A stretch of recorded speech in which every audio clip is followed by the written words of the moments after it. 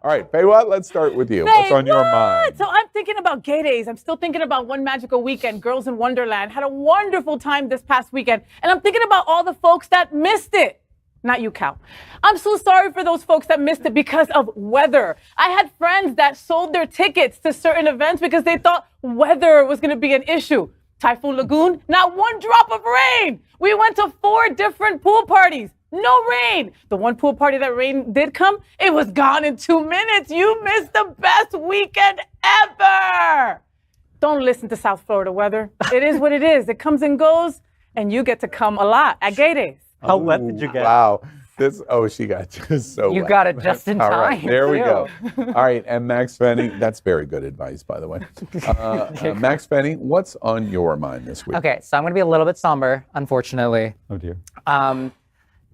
The world right now is a really, really crazy place, and nothing is crazier than the epidemic that is gun violence in our country. And it is so, so, so important that we enact common sense solutions to fix this problem. June 11th, so that's this Friday, or this Saturday, I mean, is a national March for Our Lives. They're all over the country. Please go find one and march and rally and fight for our rights. Great recommendation. And Gajraj, what's on your mind this week? So kind of piggybacking on what Max was saying, I'm really upset about the Texas lawmakers who are making a big deal about your children not seeing drag shows. And every day we've had shootings in this country and no one's doing anything for, gun violence or reform or anything, but they want to go after drag queens. Well, I'm here to tell you there's not one child that has died from a drag show. Ooh, powerful. Thank you. And Dale Stine, what's on your mind this week? Well, I've been out of the closet a really long time, like way over 40 years. And so I think back over all these decades and all the work that we've done, activism and yada, yada, yada, yada. And I think about the place we are now that I never thought I would see us at again, fighting for our rights again. And I just want to say in my moment that that Maxx Fenning gives me hope.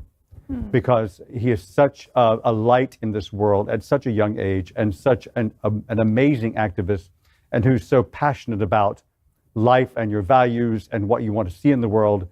So that's on my mind. Maxx Fenning gives me hope. Very lovely to hear. I'm blushing almost as much as when I went in Rome. Yeah. But it's true though, because You're going to force me out on this story. I wish that I was as brave as you 20 years ago. Yeah, absolutely. Yeah. I normally don't say what's on my mind, but I do want to mention that this is June 12th is approaching, and we remember Pulse. And we're not going to really talk about Pulse at all in the show tonight. But tune back to Queer News Tonight and watch it on demand. And we've done a very important tribute to Pulse and Michelle Visage showing you something very special. So make sure you go back and look at that. And we're thinking of all of the people that were lost and affected by the Pulse shooting on June 12th, 2016.